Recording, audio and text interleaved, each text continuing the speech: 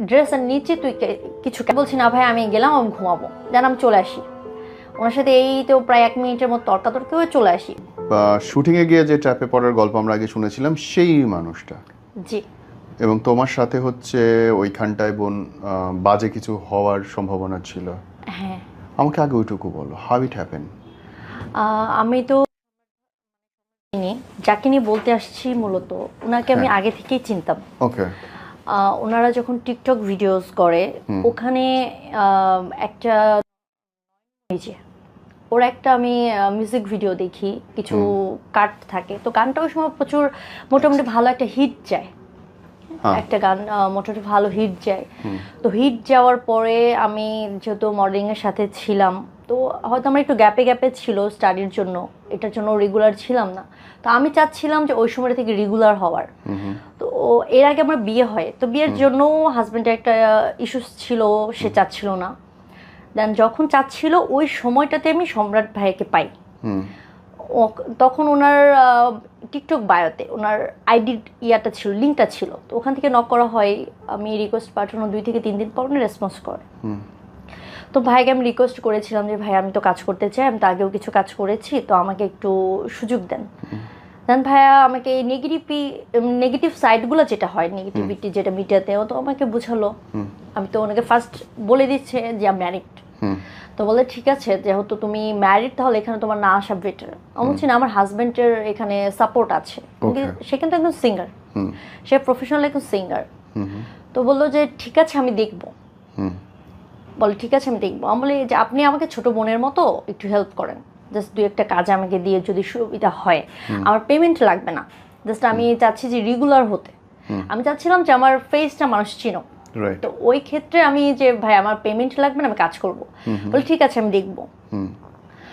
তারপরে এভাবে hi hello কথা হতে থাকে। দেন একদিন ভাই আমাকে বলে যে দেখা করতে পারবা? আমি বলি ভাই কোথায়? বলে যে হাউস বিল্ডিং এর দিকে আসো।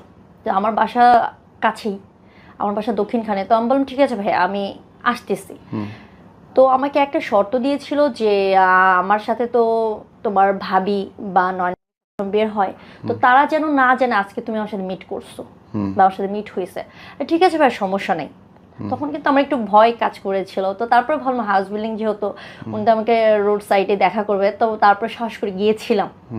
তো যাওয়ার পর উনি বললো যে কাজ করবা, ভালো কথা, তুমি কিভাবে কি জানোই তো এটা মিডিয়াটা কেমন। আমি বলছি ভাই আমি তো নেগেটিভ, ওটা আমার সাইড করে কাজ করতে হবে, আমি পেমেন্ট ছাড়া কাজ করব, প্রয়োজনে আমাকে কম পেমেন্টে কাজ করব, জাস্ট আমার অন্য কিছুতে পারবো না, যেহেতু আমার সংসার আছে। আর আমি এইটাতে যদি সাপোর্ট আমার থাকতো তাহলে মোটামুটি ভালো একটা ক্যারিয়ার বিল্ড আপ হয়ে যাইতো অনেক আগে থেকে। কারণ আমি স্টার্টিংটা কিন্তু আমার 2017 থেকে, বাট গ্যাপে গ্যাপে ছিল বলে স্টাডির জন্য হয়নি। আর নেগেটিভিটিটার তো একটা ইস্যু ছিল আমার ফ্যামিলিগতভাবে। দেন ভাইয়ের সাথে আমার দেখা হতেই থাকে, তারপর থেকে দেখা স্টার্ট হয়। 2 দিন 1 দিন পর পর দেখা হতে থাকে যে আয় একটু আড্ডা দিই, আয় ডিরেক্টর আসছে, আয় প্রডিউসার আসছে, বা অমুক মডেল আসছে, বা আমাদের একটা প্রডিউসার আসছে, উনি করবে, তো উনি তো মডেলদেরকে দেখতে চাইবে, তো তুই আয়, তুই একটু সুন্দর করে সেজেগুজে আসবি। তো আমাদের বেশিরভাগ সময়টা দেখা হতো হাউস বিল্ডিং এরিয়াটাতে। হাউস বিল্ডিং 6 নাম্বার যেটুকু পড়ছে ওই সীমানার মধ্যে আমরা রোড সাইডে দাঁড়ায় দেখা করতাম। দেখা যেত যে ভাবি মাঝে মাঝে আসতো, বাট সব সময় ছিল। সব সময় ছিল আমাদের সাথে জুবাইর নামের একটা ছেলে ছিল, যে ছেলেটা লাস্ট ডে যখন ট্র্যাপ একটা মোটামুটি অ্যারেঞ্জ করে ফেলছিল আমার জন্য, ওই দিন ওই ছেলেটা ছিল, ওটা আসতেছি। তারপরে এখানে যে আরেকটা ভাইয়া আসছিল, ওই ভাইয়াটা ছিল, আরেকটা ছেলে ছিল। এর সাথে আমার জাস্ট ওই একদিনই দেখা হয়েছে, লাস্ট যেদিন আমরা শুটে যাই ওই দিন। তো ওই সময় থেকে দেখা হয়েছে, নতুন নতুন মেয়ে আসতো, নতুন নতুন ছেলে আসতো। তারপর আরেকটা ছেলে ছিল, যদিও এখন দেশের বাইরে চলে গেছে, নামে একটা ছেলে ছিল, ও ছিল, আরেকটা মেয়ে ছিল, ওরও বিয়ে হয়ে সংসার হয়েছে, ওর সাথে আমার এখনো পর্যন্ত কথা হয়। তো আমাদের মোটামুটি মেয়ে যে কয়জনের সাথে কথা হতো, মোটামুটি কম বেশি সবাইকেই যে হ্যারাস করার ট্রাই করছে বা হয়েছে, কম বা বেশি এটা আমরা শুনছি, বা কাউকে ট্রাই করে হয়তো বা পারে নাই, তাকে হলো যে কি হতো সাইড রোল। যেমন আমাকে যখন বলছে যে তুমি কিছু বুঝোই তো, তোমার ড্রেসের ক্ষেত্রে তোমাকে কোনটা মানাবে বা কি হবে, তুমি কিছু ফটো দাও। তোমার ফেস ছাড়া দাও বা একটু ভিডিও কলে আসো, মানে উইদাউট ড্রেস উনি এটা অফার করে আমাকে। আমি বলছি ভাই এটা পসিবল না, মানে কাপড় ছাড়া হ্যাঁ ভিডিও কলে, হ্যাঁ এবং ছবি দিতে, হ্যাঁ।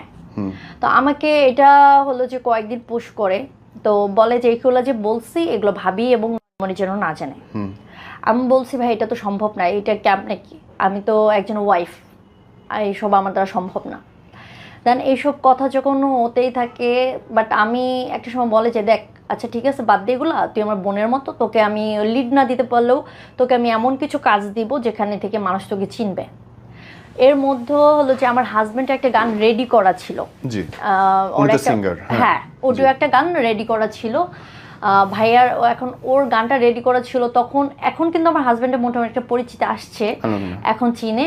তো ওই সময়টাতে ওকে তেমন কেউ চিনতো না, ওর প্রতিভা থাকলেও তেমন কেউ চিনতো না। তো আমাকে বলতেছিল যে ঠিক আছে তাহলে গানটা সেল করে দাও, একদম রেডি গান, তো বলে সেল করে দাও। বল ঠিক আছে, তো কাজ করে, এই গানটা তো ভালো, তাহলে ওনাকে বলি দেখি। ওনাকে বললাম যে ভাই একটা গান রেডি করা আছে, এটা একটু করবেন কিনা। বলে ঠিক আছে তাহলে তুই তোর হাজবেন্ডকে নিয়ে আয়। ততদিনে মোটামুটি একটা রিলেশন বিল্ড আপ হয়েছে, আমাকে তুই তাকারি করে বলে, তো খুব ভালো ক্লোজ হয়ে গেছে আর কি। আমি আসছি আমার হাজবেন্ডকে নিয়ে উত্তর 11 নম্বরে দেখা করি। তো দেখা করার পরে গানটা শুনলো, শোনার পর সব কিছু বলতেছে যে তোমার তো কেউ চিনে না, ফেস ভালো নাই, বাজেট তো অনেক লাগবে, তোমার গানটা অনেক ভালো, এটা বিগ বাজেটে করতে হবে, এটা হয়তো কক্সবাজার বা কোথাও একটু ভালো প্লেসে করলে গানটা হিট খাবে, কিন্তু এটার জন্য তো এখন প্রডিউসার নাই, আমি তোমাকে জানাবো, আর যদি তোমার কোনো প্রডিউসার থাকে তাহলে বলো। তো আমার হাজব্যান্ডের যদি প্রডিউসার ছিল, আমি তো মডেল এবং আমার হাজব্যান্ড ইউটিউব চ্যানেল, তাহলে তো ওনাকে প্রয়োজন ছিল না। ঠিক আছে দেখা যাক। তো এর মধ্যে ওই গানটা পরবর্তীতে কিন্তু বড় একটা চ্যানেল, ইউটিউব চ্যানেলে যায়, যেটা হলো হয়তো ভাগ্যে ছিল আমাদের, বড় একটা ইউটিউব চ্যানেলে পরে ওই গানটা নাটকে যায়। দেন ওইটার পর থেকে যখন উনি ঘুরাচ্ছিল গানটা, কিন্তু বেশ আটকে ছিল 1 মান্থের মতো, 1 মাসের মতো আটকে ছিল। তখন আমার হাজবেন্ড বললো যে ওনাকে আমি চিটার মনে হয়, কারণ প্রতিদিন দেখা করতেছো, কাজের কথা হচ্ছে, কাজ হচ্ছে কোনটা। আমি বললাম যে দেখো হবে হবে, মানে আমাকে তো ব্রেন ওভাবে ওয়াশ করতেছে যে কাজ হবে, বা প্রডিউসারদের দেখাচ্ছে, আমরা যাচ্ছি দেখতেছি, তো ওইভাবে আমাদের বিশ্বাসের জায়গাটা চলে আসছিল। আর সাথে আমার খুব ভালো সম্পর্ক হয়ে গেছে। ও কিন্তু যেটা ওরা বলে এই যে তো ছোট বোনের মতো, তা আমিও ওইভাবে উনি মিশুক, হ্যাঁ ভাবি ওনারা খুব মিশুক মানুষ। এখন এইটার জন্য কিনা জানি না, বাট আমাদের সাথে যতদিন আমরা এটা ফ্লাশ হওয়ার পর আগে পর্যন্ত ভালো জানতাম। লাস্টলি একটা শ্যুটের জন্য আমাদেরকে ডাকে, আমাদের 2 দিন আগে থেকে ড্রেস কি লাগবে, কারকে ক্যারেক্টার এটা বলে দেয়। ওখানে আমাদের হলো যে মিডিয়া ইন্ডাস্ট্রির মানে চলচ্চিত্রের বড় 2জন আর্টিস্ট ছিল, ওনাদের নামটা আমি নিব না, যেহেতু কাজটা এখন পর্যন্ত আমরা ফিনিশিং দিতে পারি আর ওটা হবেও না, তো আমি চাচ্ছি না, কারণ ওই 2জন খুব প্রতিভাবান এবং আমরা বাংলাদেশের সবাই জানি। ওই 2জন মানুষ যখন আসছে তো এক্সাইটেডমেন্ট কাজ করছে যে হ্যাঁ আমার লং টাইম পরে কামব্যাক হচ্ছে এত বড় 2জন আর্টিস্টের সাথে। দেন আমি খুব খুশি, শ্যুট আমাদের চলতেছে, ফার্স্ট ডে শ্যুট হলো, তো ভাইয়া সবাইকেই কম বেশি পেমেন্ট দিচ্ছে। তো আমি বললাম ভাই আমার কাছে কিন্তু রিক্সা ভাড়া নাই, হ্যাঁ কারণ ওই সময় আমার হাজব্যান্ডও স্ট্রাগলের মধ্যে, আমি তো কিছু করতেছি না তেমন করে। তো বললাম, বলে যে কোনোভাবে ম্যানেজ করে যা, পরদিন থেকে রিক্সা ভাড়া দিয়ে দিব। আমি আমাদের শ্যুট হয় উত্তরাতে, উত্তরা 4 নম্বরে যে শুটিং হাউসগুলো আছে ওর মধ্যে থেকে একটা হাউসের শ্যুট হয়, ওইখান থেকে আমি আমার বাসাতে হেঁটে গেছি, যাওয়ার সময় হেঁটেই যাইতে হয়েছে, তো তাও আমি খুশি ছিলাম যে আমার কাজটা হবে। দেন তারপরে থেকে উনি আর কাজ হচ্ছে না, বলে যে স্যার অসুস্থ, মানে আমাদের যে ছিল সিনিয়র যে আর্টিস্ট ছিল, বলে স্যার অসুস্থ আছে, আমাদের টাকার সমস্যা হচ্ছে, ব্যাংক থেকে টাকা তুলতে পারছি না, বা শিডিউল মিলাইতে পারছে না, ক্যামেরাম্যান আসছে না। তো এই বলতে বলতে মানে প্রায় 1 মান্থ আমি বললাম ভাই আশাটা কি ছেড়ে দিব, বলে কাজ হবে, একটু লেট হচ্ছে, এত বড় প্রজেক্ট তুই দেখলি না, এত বড় বড় ক্যামেরা নিয়ে কাজ করলাম, এত টাকা খরচ করছে, এত বড় আর্টিস্টদের কাছে আমি কি কাজটা বাঁচায় রাখবো, তো আমার কিছু টাকার জন্য, আর স্যার একটু অসুস্থ হচ্ছে না। দেন ওই জায়গাটা থেকে আরও বিশ্বাস আসলো যে হ্যাঁ সে তো শ্যুট করাইছে আমাদেরকে একদিন। আরেকদিন ডাকলো যখন আমাদেরকে বললো তোদের কিছু ফটোশ্যুট করতে হবে, তোরা তো ফটোশ্যুট, কারণ আমাদের নতুন কয়েকটা মেয়ে ছিল, ওই মেয়েটা ও নারায়ণগঞ্জ থেকে আসে, ও আসে, আরেকটা মেয়ে ছিল, ওর নামটা খেয়াল আসছে না আমার এই মুহূর্তে। মনে ছিল, আমি ছিলাম, ভাবি আসছিল পরে। ওইখানে নামের ছেলেটা ছিল, তারপরে আরেকটা ছেলে যে ওই যে এখানে আসছিল, ভাইটার নামটা মনে করতে পারছি না, বেশ কয়েকবার বলছি। তো ওই ভাইটাও ছিল। তো আমরা ফটোশুটের জন্য ওখানে ড্রেস আপ বলছিল নিয়ে যেতে, তো সেভাবে ড্রেস আপ পরে গেছি। মেকআপ আর্টিস্ট যিনি হলো যে ওই ভাইয়ার প্রত্যেকটা শ্যুটের মেকআপ করতো, মানে আমাদের তো সেকেন্ড শ্যুট ছিল ওই দিন, যেদিন আমরা ফটোশ্যুট করলাম। ফটোশ্যুট আগে শুটিংয়ের সময় ওইটাই ছিল, মানে বলছিল সবসময় সাথে থাকে, এবং কি প্রায় প্রতিদিন আমরা যখন মিট করতেছি শেখকে আমরা পাচ্ছি, নামের বলার দরকার নেই। হ্যাঁ, তো ওনাকে মেকআপ আর্টিস্ট হিসেবে পাচ্ছি। তো ওনাকে মামা ডাকছি, কারণ ভাই মামা ডাকে, তো ওনাদের মামা মানে উনি আমার ভাই, তো মামা সেই হিসেবে মামাই ডাকি, ম্যাক্সিমাম সবাই ওনাকে মামাই ডাকে। তো উনি মেকআপ করতে করতে আমাকে হলো যে ব্যাড কিছু কথা, তো আমি মাথায় নিয়ে নিয়ে ভাবছি মজা। হ্যাঁ, ওই যেদিন দিয়াবাড়িতে আমরা ফটোশ্যুট করছিলাম না, মজার ছলেটা উড়িয়ে দিছি, শ্যুটে একটু মজা হয়। দেন তারপরে ভাইয়া বেশ কতদিন পর হবে অনুমানিক, এটা আমার মনে পড়তেছে না, শ্যুট বলে যে শ্যুট হবে ইয়েতে, ওই নীলা মার্কেট ওয়েবসাইটে শ্যুট হবে ওইখানে, তো তোদেরকে আগের দিন পাঠিয়ে দিব। আমি বলছি ভাইয়া তাহলে আপনারা, বলে যে আমি তোদেরকে নিয়ে রেখে আসবো, তুই ভয় পাস না, আমরা পরের দিন সকাল ভোরবেলা যে কাজ করব, কারণ এতগুলো লোক গেলে ওখানে রাতে থাকতে পারবো না, অত বড় হাউস পাইনি, আর আমরা তো একটা গাড়ি করে চলে যেতে পারবো, তোদের লেট হবে, কারণ তোর ভাবি যাবে, আমি যাবো, মনে যাবে, তো তোরা আগে চলে যা। দেন আমি ওই দিন হলো 9টা থেকে 9:30টার মধ্যে আমরা রওনা হই, তা আসি মোটামুটি 8টা, হাউস বিল্ডিং। তখন মেয়েটাকে, যে আপুটা ছিল ওই আপুটাকে পাই, আপুটা হলো যে 3 পিস পরা ছিল। তো ভাইয়া রাগারাগি করছিল যে আমি একটু মডার্ন করে করব, দেখ তো তানিয়া এটা কি ড্রেস, এই ড্রেসটা নিয়ে আসছে, এটা কি হবে? ওকে আমি ড্রেস বারবার বলে দিছি, তাও ওইটাই নিয়ে আসছে। আমি বললাম আপু তো দেখো, বলে যে আপু আমার না ওই সব ওয়েস্টার্ন ড্রেস নাই। আমি বললাম দেখো টপস টি শার্ট বা জিন্স এগুলো নর্মাল, এগুলো তো এমনিতে নর্মাল ড্রেস, তুমি এটাতে কাজ করতে গেলে এইগুলো ক্যারি করতে হবে। পরে বললো যে আপু এরপর থেকে আস্তে আস্তে হয়ে যাবে, আমি তো প্রথমবার আমার ছিল না, তো ভাইয়া হঠাৎ করে আমাকে বলছে, আজকেই বলছে, এই জন্য আমি হঠাৎ করে 3 পিসগুলো নিয়ে চলে আসছি।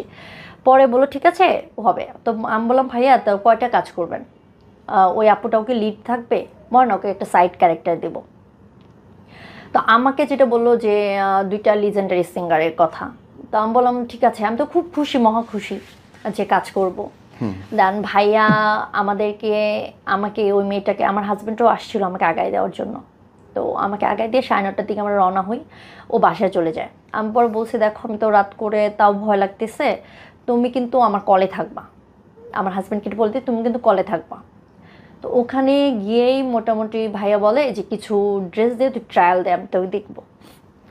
তো আমি ওই সময় হয় কি একটা ড্রেস পরছি, বলে যে ড্রেসের নিচে তুই কিছু কেন পরছিস, কারণ ড্রেসটা ছিল স্কিন, তো যে কারণে নিচে আমার আরেকটা ড্রেস পরার কারণে উনি বলতেছে যে এটা কেন, তো অনলি জাস্ট হলো যে ভিতরে কিছু রাখা যাবে না, তো এভাবে আমি দেখবো। আমার ভাই এইভাবে তো সম্ভব না। তো যাই হোক ওই দিন যাওয়ার পরে ওই দিন ভাইয়া চলে গেছে। ভাইয়া তবে যাওয়ার আগে আমাকে কিছু ব্রেন ওয়াশ করে গেছে, মিস করে গেলাম।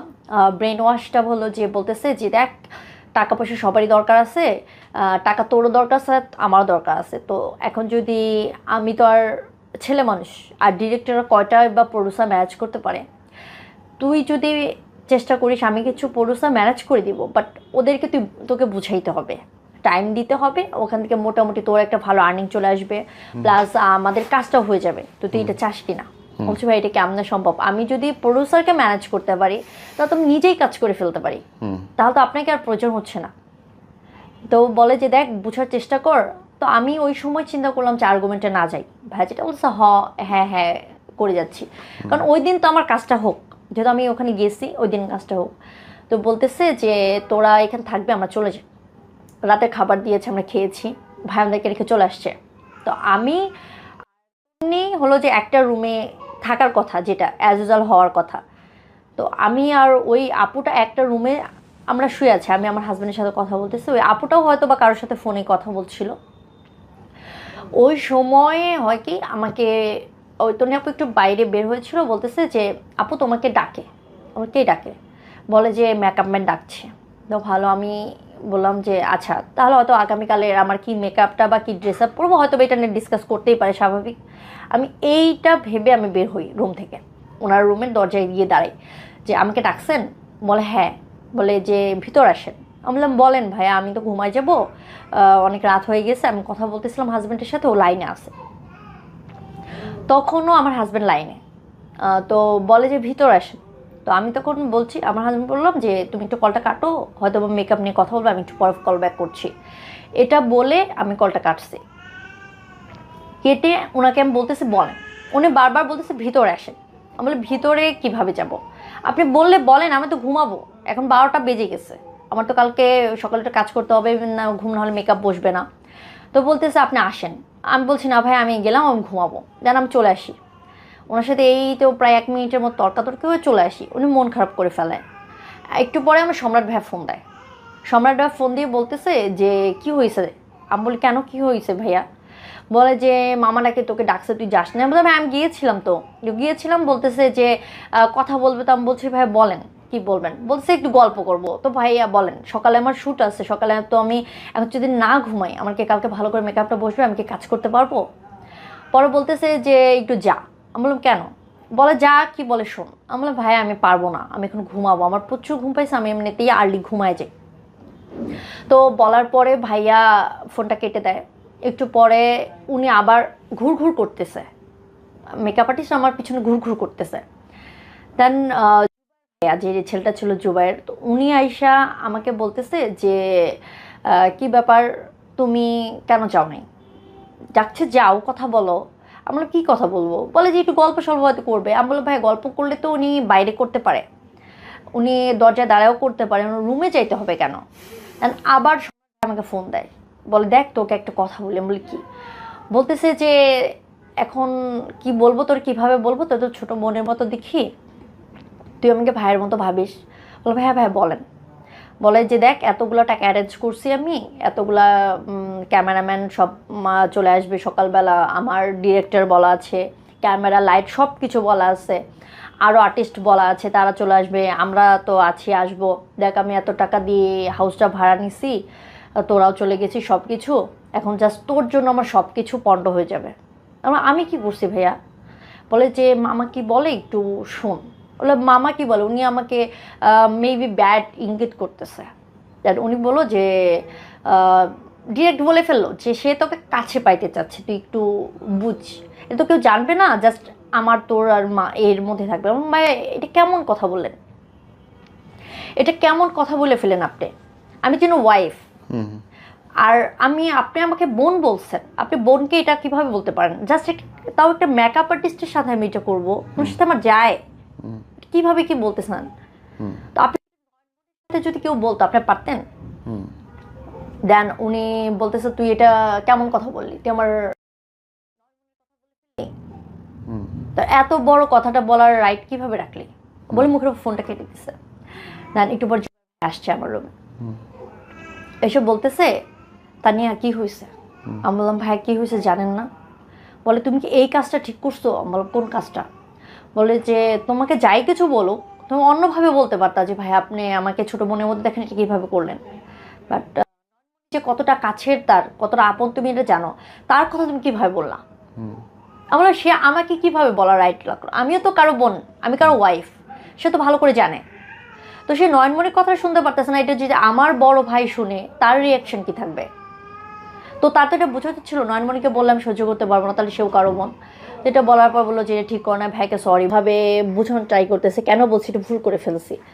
পরে আমি ওনাকে এটা নিয়ে পরে ফোন দিয়ে বলি ভাইয়া হয়তো ভাবে বলা উচিত হয় নাই, বাট এটা আমার খুব কষ্ট লাগছে, দেন আমি এটা এভাবে বলে ফেলছি।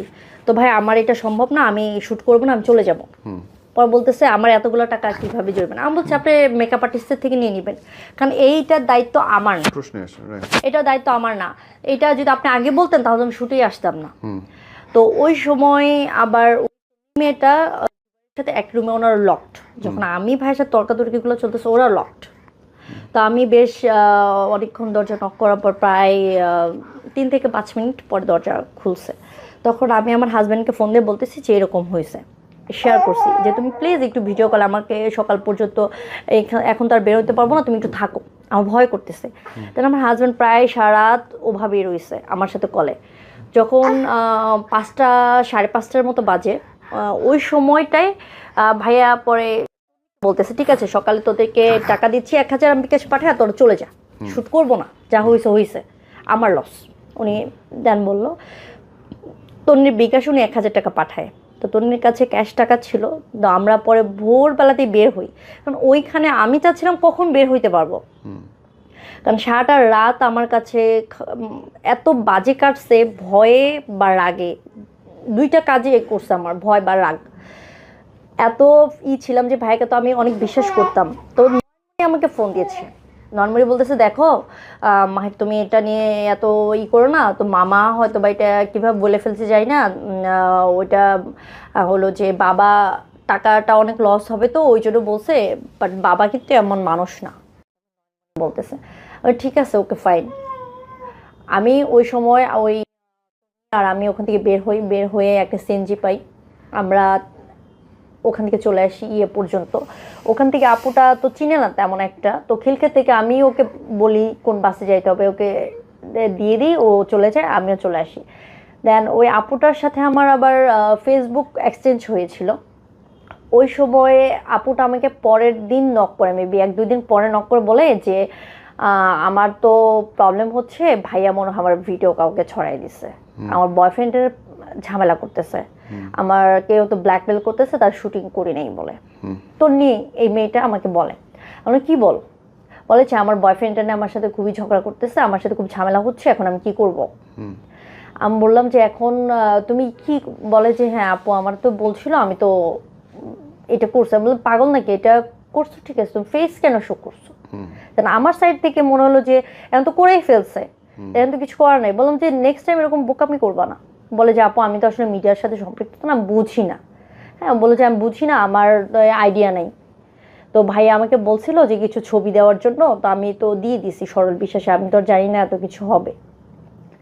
দেন আবার মেয়েটা আমাকে নক করে বলে যে আপু আসলেও ওইটা আমার ভাইয়া কিছু করে নাই, ওটা আমার বয়ফ্রেন্ডের কাছে পাসওয়ার্ড ছিল, ও নিজে আমাকে ওই পাসওয়ার্ড থেকে করেছে, এটা ভাইয়ার আসলে দোষ না। এটা পরে ওইটা যা হোক ওখান থেকে বের হয়ে আসলাম। ওখান থেকে বের হয়ে আসার আমি যখন আব্দুল্লাহপুরে আসছি, তখন ভাইয়া বলতেছে ডেট আবার ফেলবো, এটা বাদ দে, আমরা মামাকে আর কাজে নিব না। দেন বললো মামাকে আর কাজে নিব না, কাজ হবে আমাদের। ওকে ফাইন, কাজ হবে। তো সে অপেক্ষাতে আবার হলো নতুন করে শুরু, যেহেতু সে সরি বলছে, ইভেন মানে আমাকে বলতেছে নেক্সট টাইম থেকে এই মামাকে আর দেখবা না, যেহেতু উনি এরকম একটা দুঃসাহস দেখাইছে, তোমাকে এত আদর করে, বাবা এত আদর করে, আমরা এত আদর করি কাছের, উনি জানার পরে যেহেতু এরকম একটা দুঃসাহস দেখাইছে, তাকে আর রাখবো না। তো তুমি প্লিজ এটা নিয়ে মন খারাপ করো, তুমি আমাদের সাথে থাকো, কাজ হবে। তারপরে কিছু গ্রুপ, হ্যাঁ কক্সবাজারে শুটে যাবে, কিছু গ্রুপ ওপেন করলো, 2টা গ্রুপ ছিল মেবি, 2টা গ্রুপ ছিল। প্রথমেরটাতে একটু গন্ডগোল হওয়ার পরে সবাই লিভ নিয়ে সেকেন্ডটাতে। ওখানে যেটা হইলো যে কক্সবাজার যাবে 8টা গানের শ্যুট করার জন্য, 8টা বা 10টা এরকম, 8টা বা 10টা গানের শ্যুট করতে যাবে। ওইখানে ওই যে আমরা যে গ্রুপের যেগুলো ছিলাম, এছাড়াও আরও 2-1 মেয়ে অ্যাড হয়েছে, যাদের সাথে আমার দেখা হয় নাই বা সেরকমভাবে ব্যক্তিগতভাবে কথা হয়নি, শুধু গ্রুপে ওখানে চ্যাট হয়েছে। এর মধ্যে 2টা মেয়েকে আগে পাঠিয়ে দিছে, প্রোডিউসার সহ 3 জন ছিল মেবি, আর হলো যে 2টা মেয়ে। পরে বললাম ভাইয়া ওরা আগে চলে গেলো, তো আমাদের কেন পাঠালেন না? দেন ভাইয়া বলতেছে তোদেরকে পাঠাইনি, কারণ তুই তো জানিস সব জায়গায় সবাইকে পাঠানো যায় না, তুই তো আর গিভ অ্যান্ড টেকে কাজ করবি না, ওরা গিভ অ্যান্ড টেকে কাজে গেছে, ওদের টাকা দরকার ছিল, তো ওদেরকে মোটা একটা পেমেন্ট দিবে, এই জন্য ওদেরকে আগে পাঠিয়ে দিছি। তো ওদেরকে শুধু কাজ করাবো, আর ওরা শুধু ওইগুলোর জন্য গেছে, ওরা কাজ করবে না। ওরা প্রোডিউসারদের তো মেয়ে দিতে হয় আমার, তো ওদের টাকা দরকার, ওরা গেছে, ওরা কাজ করবে না, ওরা চলে আসবে। দেন আমাদের বলতেছে কালকে শ্যুট, কালকে করে 4-5 দিন চলে যাচ্ছে। বলতেছে যে দেখ তোরা ঝামেলা করতেছিস, এখান থেকে আমার শিডিউল ফাঁসতেছে, আমার ঝামেলা হচ্ছে। ওনার ওখানে প্রোডিউসারগুলো এতদিন আছে, এরা কি যেই সেই হোটেলে আছে, ভালো মানের হোটেলে আছে, এদিকে টাকা যাচ্ছে না। তারপরে আবার হলো যে এরা ইয়ারে করে গেছে, দেন ফাইনালি শ্যুট ডান হলো যে আমরা যাচ্ছি, তখন ঝামেলা কিভাবে মানে উনি নিবে না সেটার ধান্দা করতেছিল কিভাবে আমাদের উপর দোষ চাপানো যায়, যে ফাইনালি আমাদের দোষে আমরা যাইতে পারি নাই। ওইখানে কিছু মেয়েদেরকে বলতেছে তোমরা খোলামেলা হইতে পারো না, তোমাদের এত জড়তা নিয়ে কাজ করা যায়, এত জড়তা নিয়ে কাজ করা যায়। একটা ডিরেক্টরের সামনে যদি তোমরা ফ্রি না হইতে পারো, তোমরা যদি করতে না পারো, তাহলে তোমরা কি কাজ করবা? তোমাদের বড় বড় শ্যুটে আরও কত কিছু করতে হয়, ওখানে কিভাবে যাবা? এটা আমাকে ইনসাল্ট করে কিছু কথা বলে, কিছু চ্যাটিং ওই গ্রুপে। তো পরে বললাম ভাইয়া ঠিক আছে বাদ দেন, আমি কাজ করবো না। বলতেছে যে টাকা তো আমরা খাটাচ্ছি, এত কথা বলো কেন, নিব তো। আরও কিছু ব্যাড কিছু ইউজ করছো, ওটা বলতে চাচ্ছিলাম না। দেন যেদিন ফাইনালি আমরা যাব, ওই দিন যেটা ইস্যুস ক্রিয়েট করলো, কেউ যাবে এয়ারে করে, কাউকে এসি বাস দিবে, কাউকে নন এসি বাস দেবে, আরও 2-1 জন যারা আছে তাদেরকে এয়ারে নেবে, আমাদের জন্য এসি বাস দিবে। আর যারা টিম মেম্বার আছে আদার্স লাইট মেকআপে যারা আছে তাদেরকে হলো যে নন এসি বাস দিবে। এমনকি হোটেলের ক্ষেত্রেও সেম বলতেছে যে এরকম একরকম করে তো হবে না, ওটা অনেক কষ্ট হয়ে যাবে, আমরা তো এতগুলো গান নিয়ে যাচ্ছি, আমরা তো কম করে আমাদের 4-5 দিন সময় লাগবে এভাবেই। তো এখন বলতেছে যে এভাবে তো হয় না। আমি বলছি দেখেন ভাইয়া, গেলে সবাই এসি বাসেই যান, আরও দরকার নেই, নন এসি প্রয়োজন নেই। কারণ এখানে আপনি যাচ্ছেন, আমি মাঝ রাস্তায় গিয়ে একটা বিপদে পড়লে তখন তো আপনাকেই আমার ফ্যামিলি ধরবে, আর ওই সময় আমি বা কী করবো? রাইট। তো আপনারা যদি এভাবে চলে যান, আমাদের তারপরে কি হইলো? এই প্রজেক্ট হইলো না, এটা বন্ধ? এটা পরে এটা ইস্যুস এইটাই করে যে বন্ধ, বলো যে তোরা ঝামেলা করতেছিস, আমি শ্যুট ক্যান্সেল করে দিব। মানে এইভাবে বুক করে ক্যান্সেল, আমাদের উপর দোষ।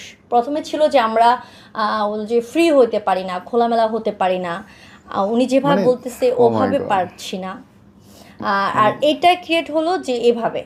দেন ওইটাও ফাইনাল কি হলো? লাস্ট কি ফাইনাল ওই শ্যুট হয়নি। তারপর শেষ হলো কেমন আপনার সাথে সম্পর্ক? শেষ হইলো আরেকটা শ্যুটের কথা ছিল, যেটা বললো বিআরটিসি বাস, তো আমি করে আসছি, ওইটাতে কালকে শ্যুট হবে। তো আলটিমেট যখন এগুলাই চলতেছে, চক্কর চলতেছে, হঠাৎ করে আমার একজন বড় ভাই, উনি যে আমার বড় ভাই একজন, উনি হলো গীতিকার, নামটা নিব না। তো ওই ভাই আমাকে হঠাৎ করে একটা মানে পোস্টে শেয়ার করছে একটা পোস্ট ইনবক্সে, বলতেছে দেখো তুমি তো আমার ছোটো বোনের মতো, তুমি কাজ করতেছো ভালো। এর মধ্যে ওই যে ভাইটার কথা বলতেছি, ওই ভাইয়ারই লেখায় একটা মিউজিক ভিডিও আমার রিলিজ হয়ে গেছে ওই ভাইয়ার চ্যানেলে। তো বলো যে এরকম কাজ করো, ভালো কথা, ভালোই চাই, কিন্তু এর নামে কিছু শুনতেছি, তুমি একটু সাবধান থাকো। এরকম মানুষ তো বোধহয় হাতে গোনা, প্রায় লাখখানেক মানুষ কাজ করে, কিন্তু এই মানুষটার নামে, এনাদের হাজব্যান্ড ওয়াইফের নামে বা মানে এরকম আমি আর শুনি নাই বোন, যে আরো 20 জন এরকম আছে। আমি এখানে মিডিয়াতে তো লং টাইম, বাট যদিও অত রেগুলারভাবে কাজ করি নাই, আমিও এইগুলার সম্মুখীন তেমন একটা হইনি। তবে একটা ব্যাড এক্সপিরিয়েন্স ছিল আফটার লং টাইম এগো, ওইটা একটা আলাদা ইস্যুস ছিল। দেখবো যে 11 বছরে এই একজনই পাওয়া যাবে, 2জনই পাওয়া যাবে যারা এরকম একটা উদ্ভট, এবং এদের জন্য দোষটা সবার হয়। তো আমি রিসেন্টও কাজ করে আসছি, 17 তারিখ আমি সকালে গিয়েছি, কাজ করে চলে আসছি, কোনো ঝামেলা নেই কিন্তু। না কোনো ঝামেলা নেই, ক্যামেরা বন্ধ, টাকা দিবে, চলে আসবে। হ্যাঁ আমি টাকা নিয়ে চলে আসছি, তো আমার কোনো প্যারা হয় না। ইভেন আমাকে তারা অর্ধেক রাস্তা পর্যন্ত তাদের গাড়ি দিয়ে লিভ দিয়েছে, ফুলটা দিতে চাইছিলো, হয়তো টাইম শিডিউল মিলেনি। তো যখন ওই ভাই আমাকে ওটা শেয়ার করলো, তখন ওর আব্বুকে আমি দেখালাম যে দেখো এরকম বলতেছে যে এরা, আমি বলছিলাম তোমাকে ফ্রড। এর মধ্যে মানে ওই যে মহিলাটা,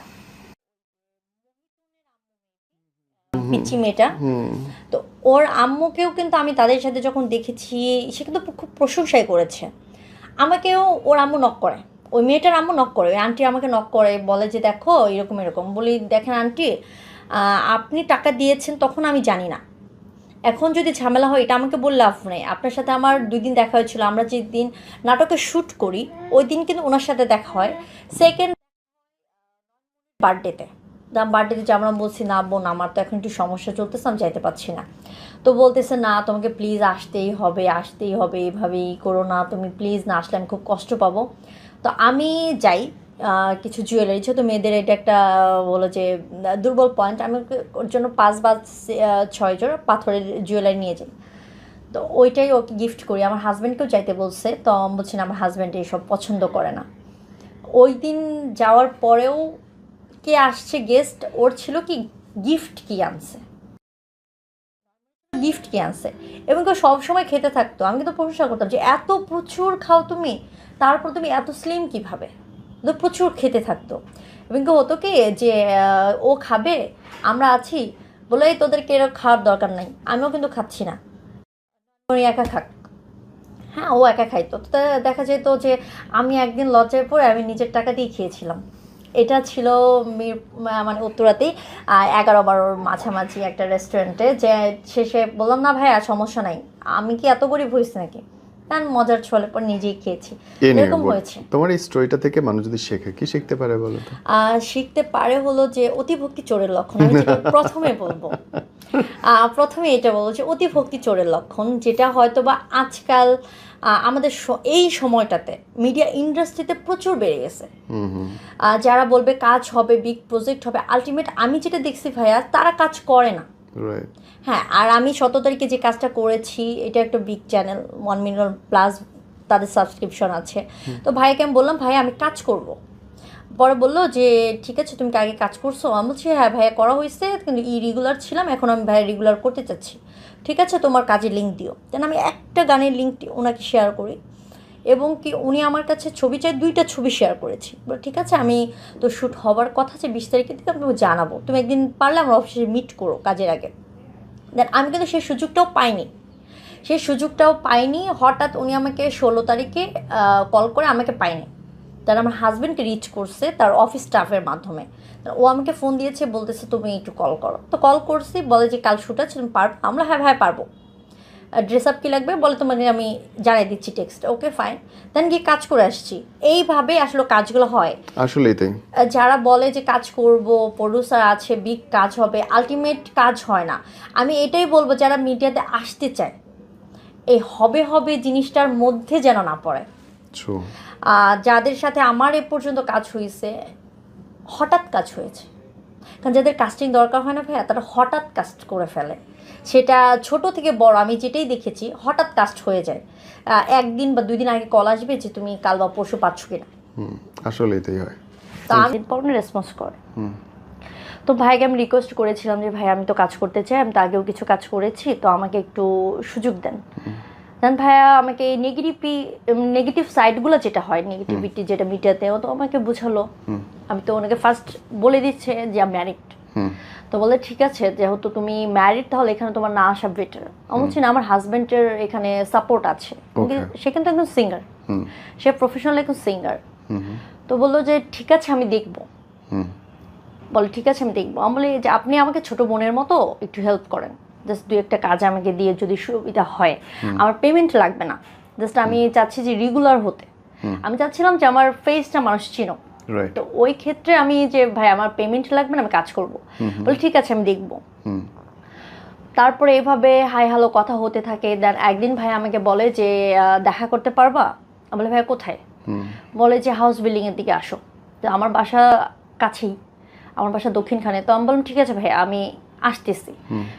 তো আমাকে একটা শর্ত দিয়েছিল যে আমার সাথে তো তোমার ভাবি বা নয় বের হয়, তো তারা যেন না জানে আজকে তুমি আমার সাথে মিট করছো বা আমার সাথে মিট হয়েছে। ঠিক আছে ভাই, সমস্যা নেই।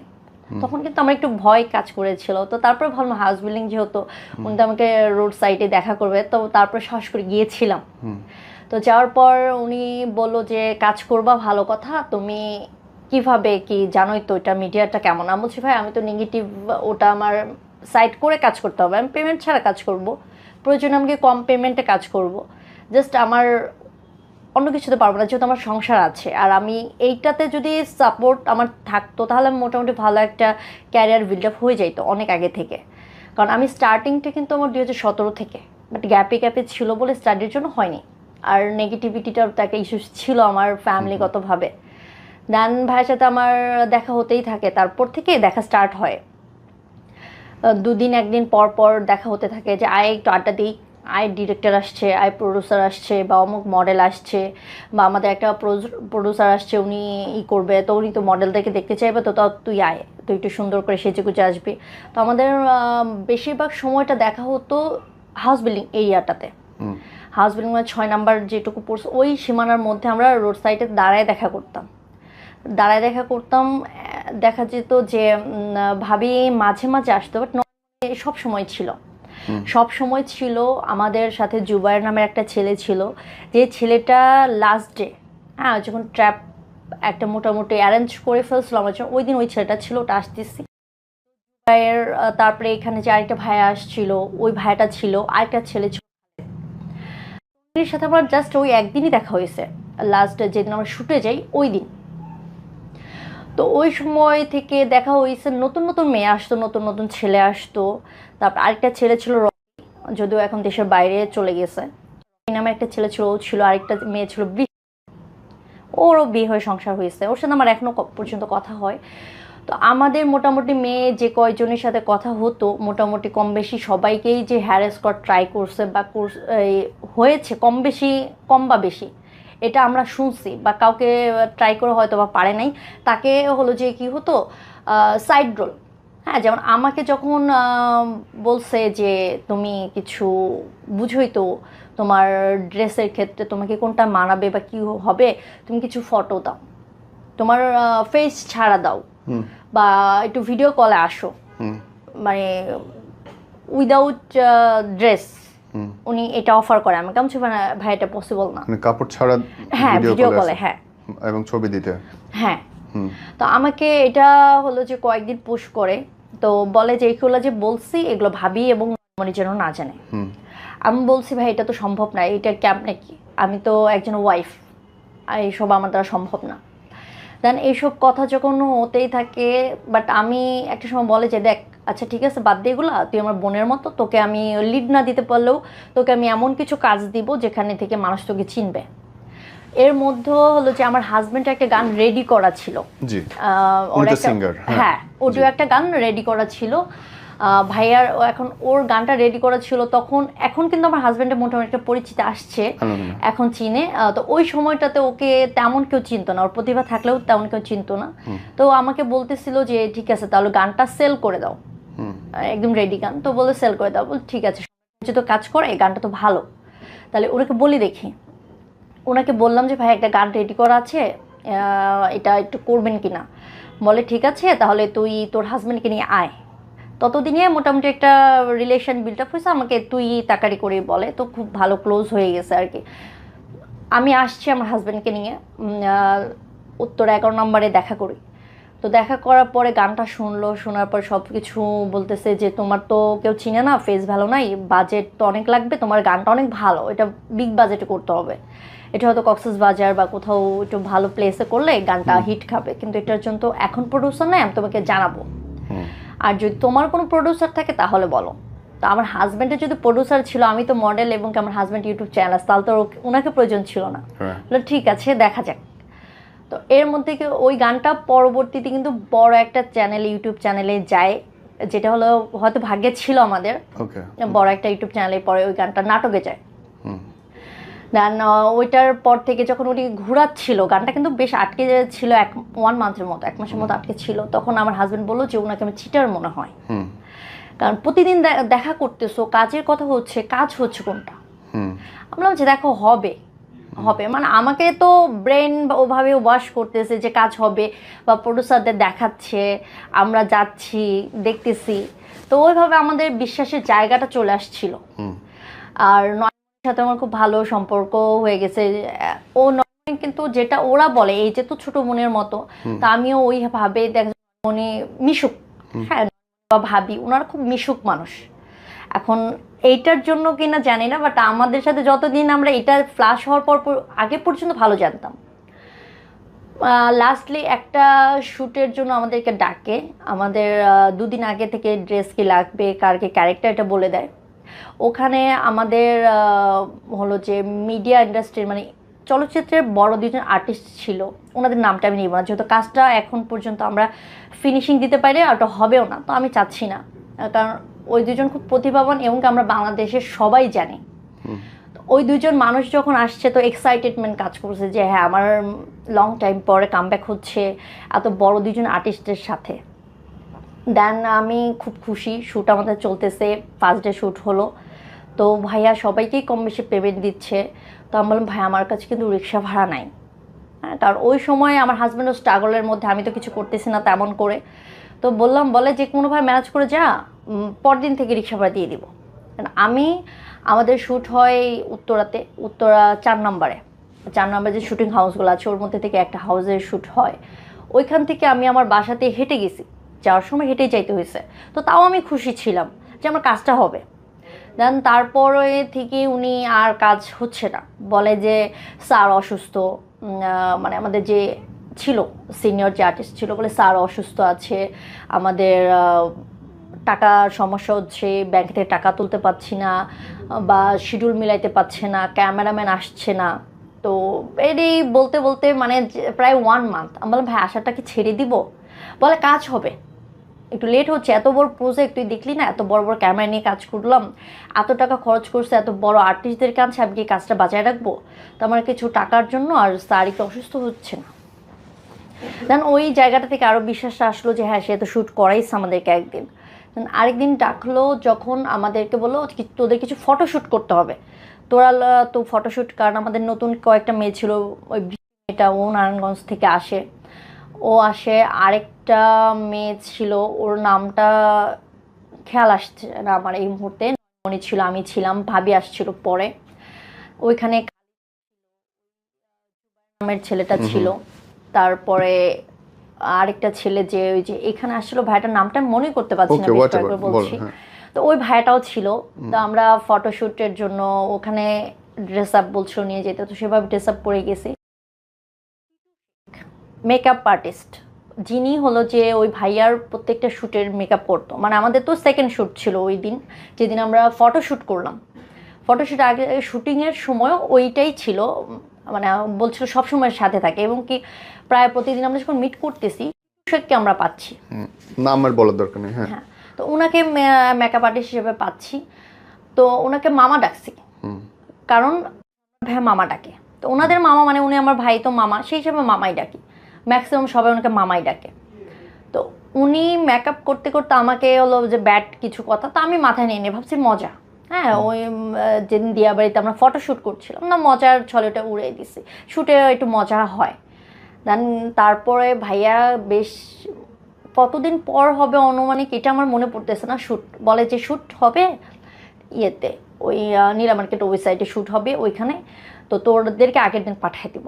আমি বলছি ভাইয়া তাহলে আপনারা, বলে যে আমি তোদেরকে নিয়ে রেখে আসবো, তুই ভয় পাস না, আমরা পরের দিন সকাল ভোরবেলা যে কাজ করব, কারণ এতগুলো লোক গেলে ওখানে রাতে থাকতে পারবো না, অত বড় হাউস পাইনি, আর আমরা তো একটা গাড়ি করে চলে যেতে পারবো, তোদের লেট হবে, কারণ তোর ভাবি যাবে, আমি যাবো, মনি যাবে, তো তোরা আগে চলে যা। দেন আমি ওই দিন হলো 9টা থেকে 9:30টার মধ্যে আমরা রওনা হই, তা আসি মোটামুটি 8টা, হাউস বিল্ডিং। তখন মেয়েটাকে যে আপুটা ছিল ওই আপুটাকে পাই, আপুটা হলো যে 3 পিস পরা ছিল। তো ভাইয়া রাগারে করছিল যে আমি একটু মডার্ন করে করবো, দেখতো তানিয়া এটা কি ড্রেস, এই ড্রেসটা নিয়ে আসছে, এটা কি হবে? ওকে আমি ড্রেস বারবার বলে দিছি, তাও ওইটাই নিয়ে আসছে। আমি বললাম আপু তো দেখো, বলে যে আপু আমার না ওই সব ওয়েস্টার্ন ড্রেস নাই। আমি বললাম দেখো টপস টি শার্ট বা জিন্স এগুলো নর্মাল, এগুলো তো এমনিতে নর্মাল ড্রেস, তুমি এটাতে কাজ করতে গেলে এইগুলো ক্যারি করতে হবে। পরে বললো যে আপু এরপর থেকে আস্তে আস্তে হয়ে যাবে, আমি তো প্রথমবার আমার ছিল না, তো ভাইয়া হঠাৎ করে আমাকে বলছে, আজকেই বলছে, এই জন্য আমি হঠাৎ করে 3 পিসগুলো নিয়ে চলে আসছি। পরে বললো ঠিক আছে হবে। তো আমি বললাম ভাইয়া তো কয়টা কাজ করবেন? ওই আপুটা ওকে লিড থাকবে, বল না ওকে একটা সাইড ক্যারেক্টার দেব। তো আমাকে যেটা বললো যে 2টা লিজেন্ডারি সিঙ্গারের কথা। তো আমি বললাম ঠিক আছে, আমি তো খুব খুশি, মহা খুশি যে কাজ করব।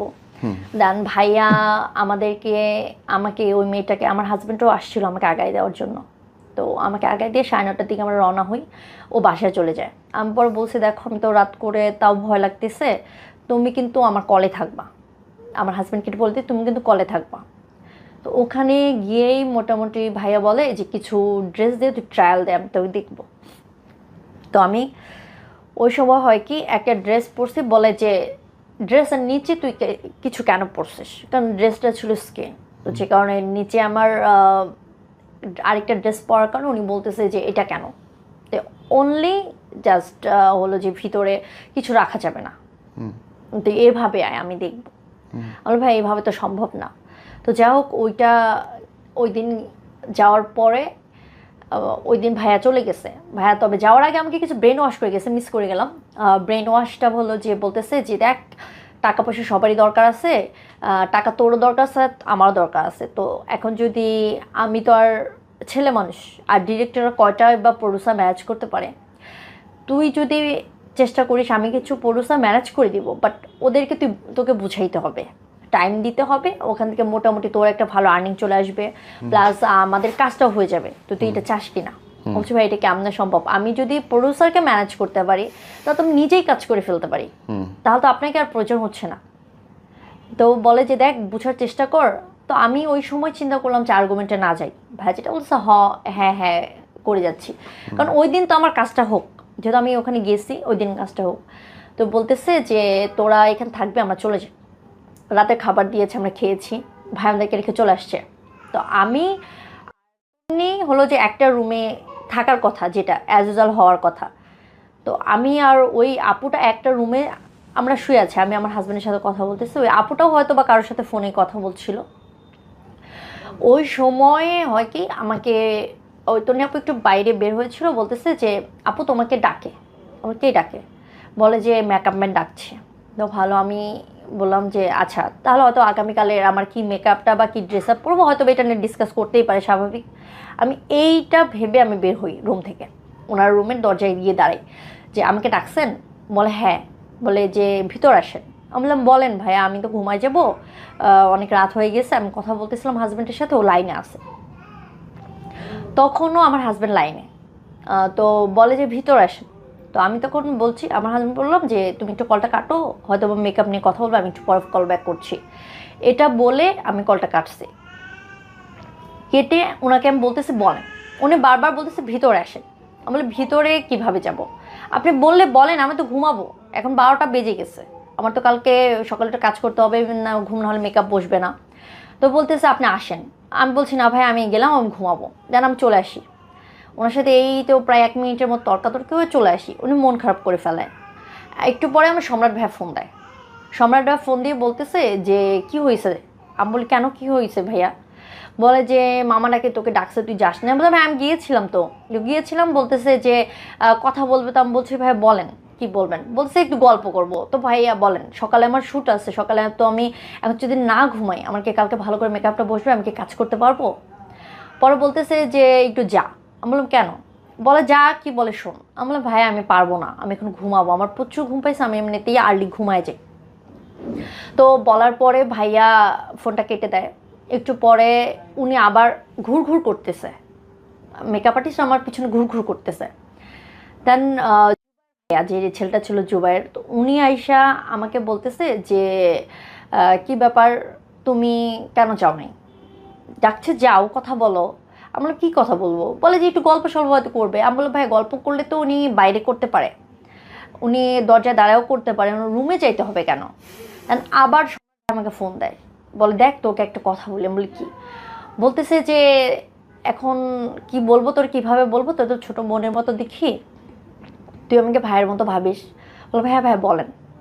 বলে যে দেখ এতগুলো টাকা অ্যারেঞ্জ করছি আমি, এতগুলা ক্যামেরাম্যান সব চলে আসবে সকালবেলা, আমার ডিরেক্টর বলা আছে, ক্যামেরা লাইট সব কিছু বলা আছে, আরও আর্টিস্ট বলা আছে, তারা চলে আসবে, আমরা তো আছি, আসবো। দেখ আমি এত টাকা দিয়ে হাউসটা ভাড়া নিছি, তোরাও চলে গেছি, সব কিছু এখন জাস্ট তোর জন্য আমার সব কিছু পণ্ড হয়ে যাবে। আমি কি করছি ভাইয়া? বলে যে মামা কি বলে একটু শোন।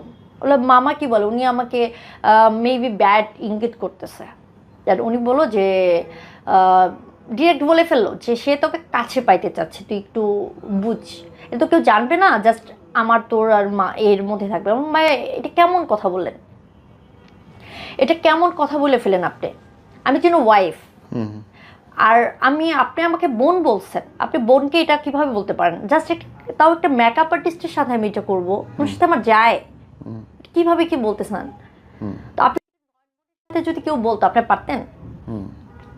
দেন উনি বলতেছে তুই এটা কেমন কথা বললি, তুই আমার তো এত বড় কথাটা বলার রাইট কিভাবে রাখলি? বলে মুখের ফোনটা কেটে দিচ্ছে। দেন একটু পর আসছে আমার রুমে, এসে বলতেছে তানিয়া কি হয়েছে? আমি বললাম ভাইয়া কি হয়েছে জানেন না? বলে তুমি কি এই কাজটা ঠিক করছো? আমি বললাম কোন কাজটা? বলে যে তোমাকে যাই কিছু বলো তুমি অন্যভাবে বলতে পারতা যে ভাই আপনি আমাকে ছোট বোনের মধ্যে দেখেন এটা কীভাবে করলেন, বাট যে কতটা কাছের তার কতটা আপন তুমি এটা জানো, তার কথা তুমি কীভাবে বললা? আমরা সে আমাকে কিভাবে বলা রাইট লাগলো? আমিও তো কারো বোন, আমি কারো ওয়াইফ, সে তো ভালো করে জানে। তো সে নয়নমণির কথা শুনতে পারতেছে না, এটা যদি আমার বড় ভাই শুনে তার রিয়াকশন কি থাকবে? তো তার তো এটা বোঝাতে ছিল। নয়নমণিকে বললাম সহ্য করতে পারবো না, তাহলে সেও কারো বোন। এটা বলার পর বললো যে ঠিক করে না, ভাইকে সরি ভাবে বোঝানোর ট্রাই করতেছে, কেন বলছি এটা ভুল করে ফেলছি। পরে আমি ওনাকে এটা নিয়ে পরে ফোন দিয়ে বলি ভাইয়া হয়তো ভাবে বলা উচিত হয় নাই, বাট এটা আমার খুব কষ্ট লাগছে দেন আমি এটা এভাবে বলে ফেলছি। তো ভাই আমার এটা সম্ভব না, আমি শ্যুট করবো না, আমি চলে যাবো। পর বলতেছে আমার এতগুলো টাকা কীভাবে জড়বে না। আমি বলছি আপনি মেকআপ আর্টিস্টের থেকে নিয়ে নেবেন, কারণ এইটার দায়িত্ব আমার না, এটার দায়িত্ব আমার না। এটা যদি আপনি আগে বলতেন তাহলে আমি শ্যুটেই আসতাম না। তো ওই সময় আবার মেয়েটা সাথে এক রুমে ওনার লকড, যখন আমি ভাইয়ের সাথে তর্কাতর্কিগুলো চলতেছে ওরা লকড। তো আমি বেশ অনেকক্ষণ দরজা নক করার পর প্রায় 3 থেকে 5 মিনিট পর দরজা খুলছে। তখন আমি আমার হাজব্যান্ডকে ফোন দিয়ে বলতেছি যে এরকম হয়েছে, শেয়ার করছি যে তুমি প্লিজ একটু ভিডিও কল আমাকে সকাল পর্যন্ত, এখন তার বেরোতে পারবো না, তুমি একটু থাকো, আমার ভয় করতেছে। তাহলে আমার হাজব্যান্ড প্রায় সারা রাত ওভাবেই রয়েছে আমার সাথে কলে। যখন 5টা 5:30টার মতো বাজে, ওই সময়টায় ভাইয়া পরে বলতেছে ঠিক আছে সকালে তোদেরকে টাকা দিচ্ছি 1000 আমি বিকাশে পাঠায়, তোরা চলে যা, শ্যুট করবো না, যা হয়েছে আমার লস। উনি দেন বললো তন্নির বিকাশ উনি 1000 টাকা পাঠায়।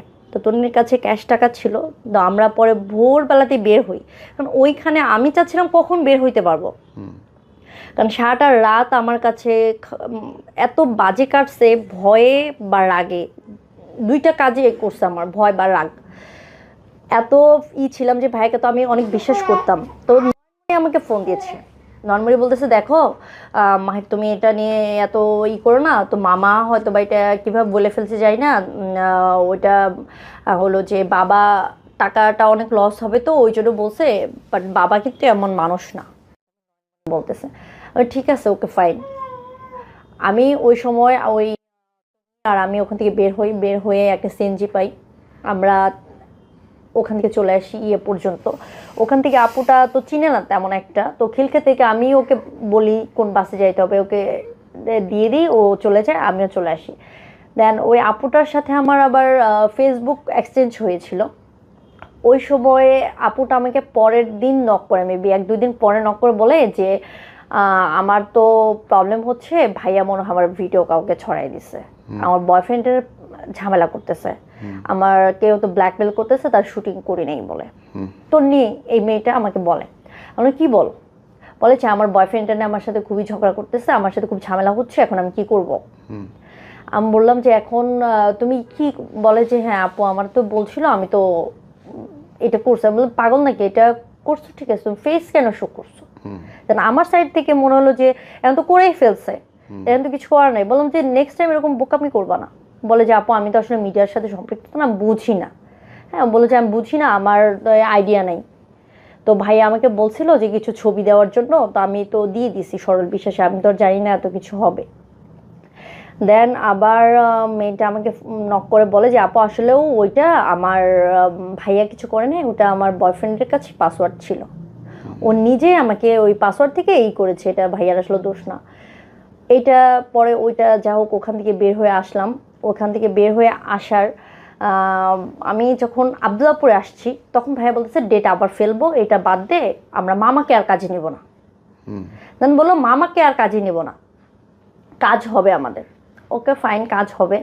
তো সে অপেক্ষাতে আবার হলো নতুন করে শুরু, যেহেতু সে সরি বলছে, ইভেন মানে আমাকে বলতেছে নেক্সট টাইম থেকে এই মামাকে আর দেখবা না, যেহেতু উনি এরকম একটা দুঃসাহস দেখাইছে, তোমাকে এত আদর করে, বাবা এত আদর করে, আমরা এত আদর করি কাছের, উনি জানার পরে যেহেতু এরকম একটা দুঃসাহস দেখাইছে, তাকে আর রাখবো না। তো তুমি প্লিজ এটা নিয়ে মন খারাপ করো, তুমি আমাদের সাথে থাকো, কাজ হবে।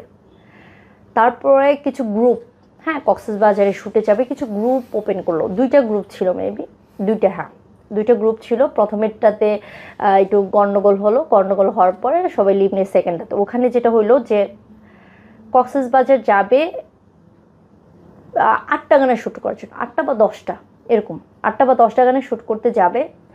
ওইখানে ওই যে আমরা যে গ্রুপের যেগুলো ছিলাম, এছাড়াও আরও 2-1 মেয়ে অ্যাড হয়েছে যাদের সাথে আমার দেখা হয় নাই বা সেরকমভাবে ব্যক্তিগতভাবে কথা হয়নি, শুধু গ্রুপে ওখানে চ্যাট হয়েছে।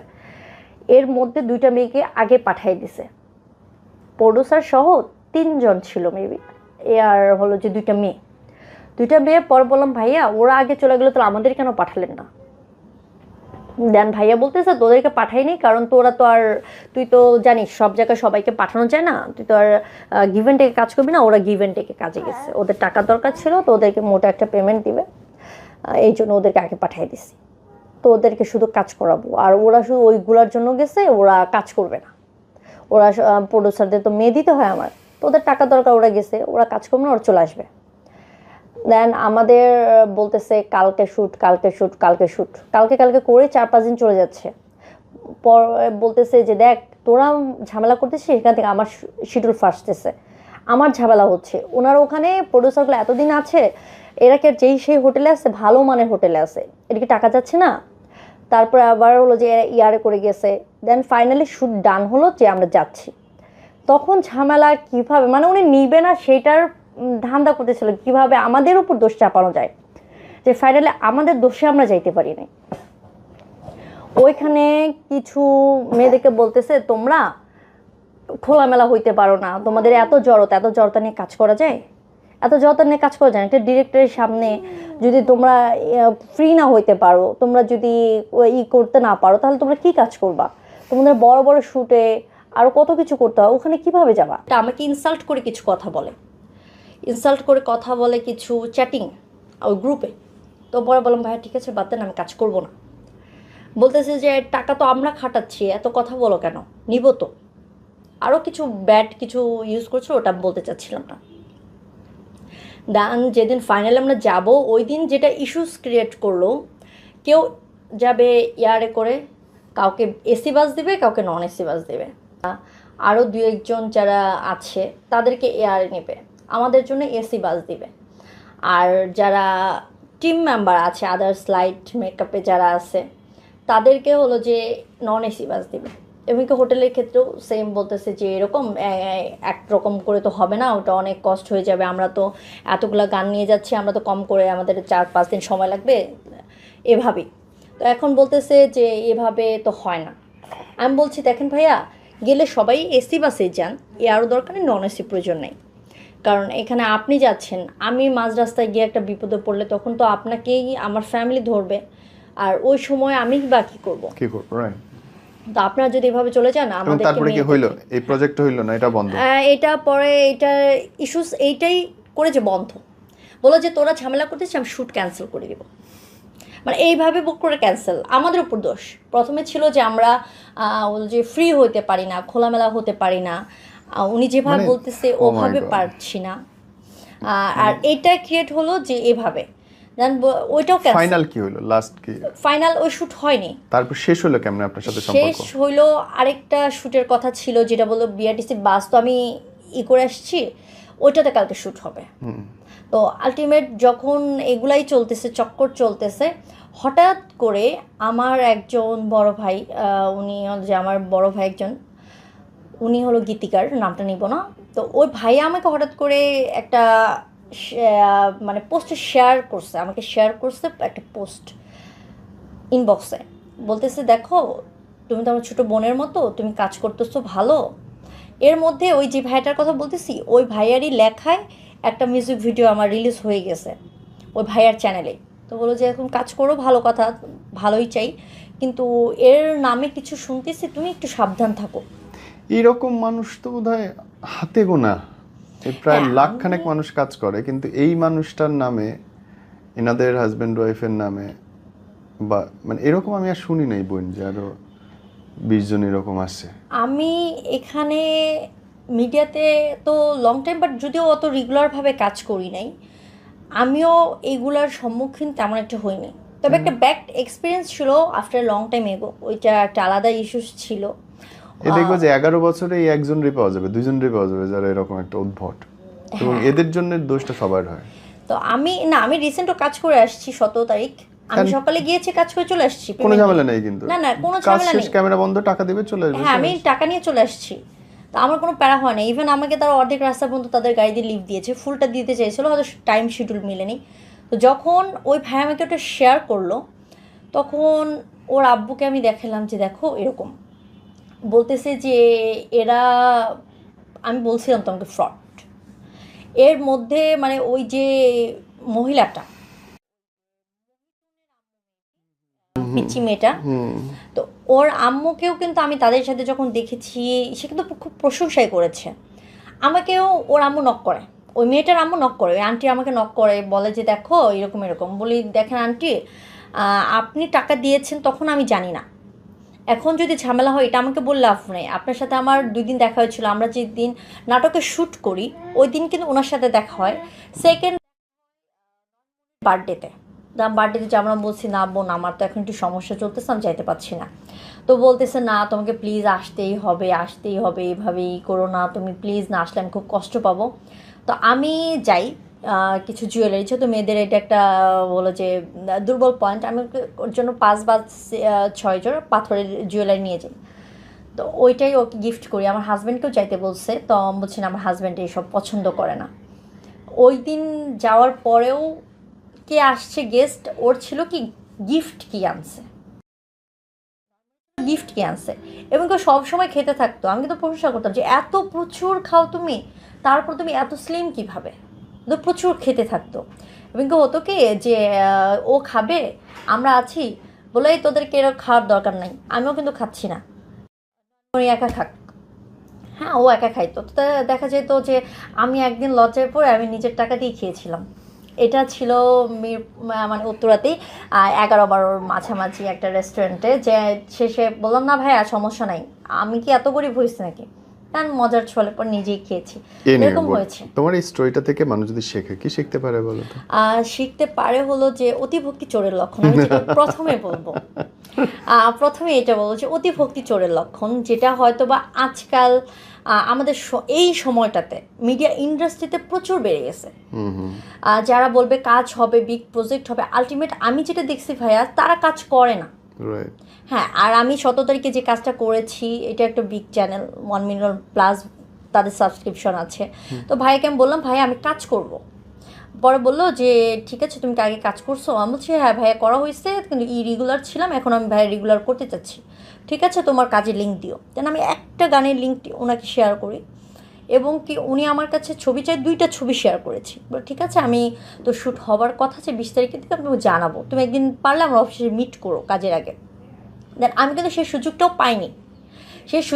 পাইনি। হঠাৎ উনি আমাকে 16 তারিখে কল করে, আমাকে পাইনি, তার আমার হাজব্যান্ডকে রিচ করছে তার অফিস স্টাফের মাধ্যমে।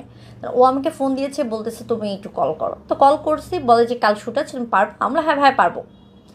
ড্রেস আপ কী লাগবে বলে তোমাকে আমি জানাই দিচ্ছি টেক্সট, ওকে ফাইন। দেন গিয়ে কাজ করে আসছি। এইভাবে আসলে কাজগুলো হয় আসলেই তাই। যারা বলে যে কাজ করব, প্রডিউসার আছে, বিগ কাজ হবে, আলটিমেট কাজ হয় না। আমি এটাই বলবো যারা মিডিয়াতে আসতে চায়, এই হবে জিনিসটার মধ্যে যেন না পড়ে। যাদের সাথে আমার